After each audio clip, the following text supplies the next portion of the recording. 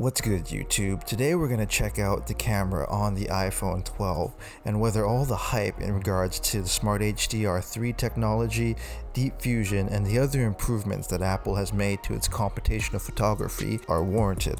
With the introduction of Apple's A14 Bionic chip, this round of iPhone releases have a lot more processing muscle and speed for computational photography. In this video, we'll be taking a look at some of the specs on the three lenses found on the iPhone and taking a look at some photo samples that highlight some of the upgrades found on the iPhone 12. If you like this kind of content, leave a message down below. Don't forget to subscribe, and thanks for watching. The iPhone 12 and the iPhone 12 Pro are powered by the same sensors and contain the same wide and ultra-wide angle lenses. The ultra-wide lens is the same as last year, coming in at 12 megapixels and an f2.4 with 120-degree field of view. The upgrade on the lens this year is on the wide-angle lens, which is improved from f1.8 to f1.6 and still shooting on the 12 megapixel sensor.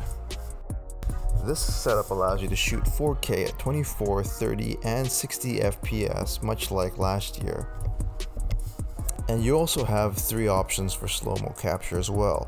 1080p at 120 frames per second, or if you want to shoot at 240 frames per second, you can do this at 720 and 1080p as well. The front-facing camera is still the 12 megapixel f2.2 camera that we saw on last year's iPhone 11.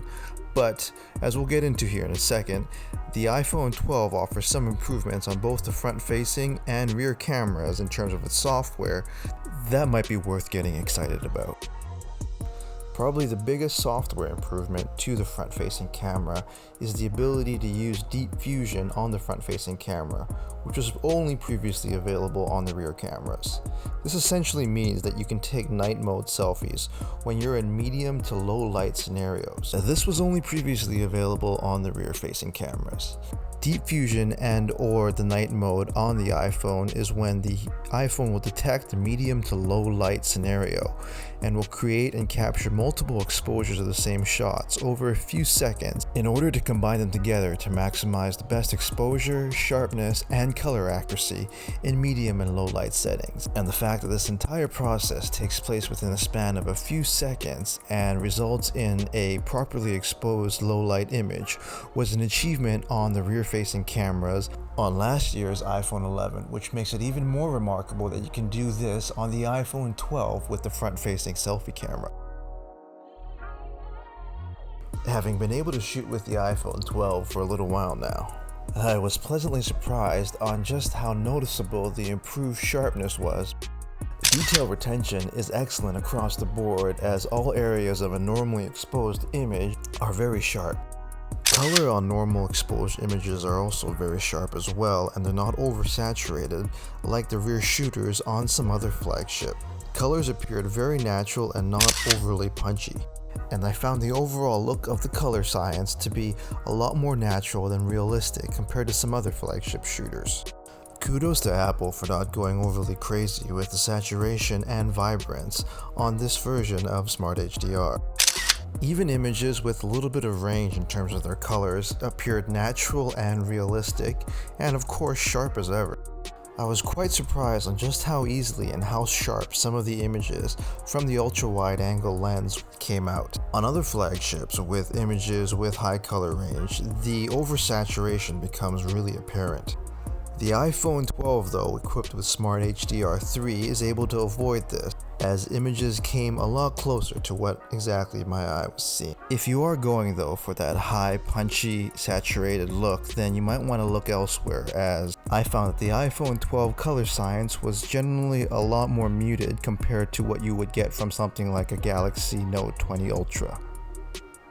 Contrast is also strong as well, as you can distinguish between the dark portions of the edges on your captures, and the faster lens probably helps the iPhone increase shutter speed. In terms of the wide versus the ultra wide, there is still a slight difference in sharpness that you get when you go from the wide to the ultra wide, though this is normal for any kind of camera system on smartphones. In the same way, when you're shooting at these focal lengths, there's bound to be some kind of lens distortion at the edges of the image. And though the iPhone does correct for this and you can turn this feature on and off, it's still noticeable, particularly on the ultra wide shots. And now we'll move on to one of the more touted upgrades on the iPhone 12, the Smart HDR. And this thing really does live up to the hype, as some of the shots that I was able to get in environments with high dynamic range were truly astounding just in terms of how easy it was. If you take a look at this shot here, you'll notice that there still is a lot of detail in the darker areas of the photo. There's little to no noise in the dark areas, and I didn't have to do any kind of manual exposure compensation in order to achieve this shot. The sky and the shadows are both correctly exposed, and there's no blowouts in the sky and or the cloud. And this was all done while I was shooting wide open at f1.8. It's usually not this easy to get this kind of exposure on an image like this on a DSLR, and it usually will require some setting adjustments in the manual mode of whatever camera you're using. But with the iPhone, all I had to do was simply pull it out, turn on the camera app, and click away. If I wasn't a believer before, I sure am now in the power of this technology. Here's another example of just how tack sharp all areas of the image are, even though you're shooting with an image with high dynamic range. This was taken in very hard light with very high contrast. And as you can see, the shadows are relatively correctly captured and there's no blowout in the skies. It wasn't that long ago where this kind of shot would have been impossible to capture using the sensors and lenses found on your smartphone.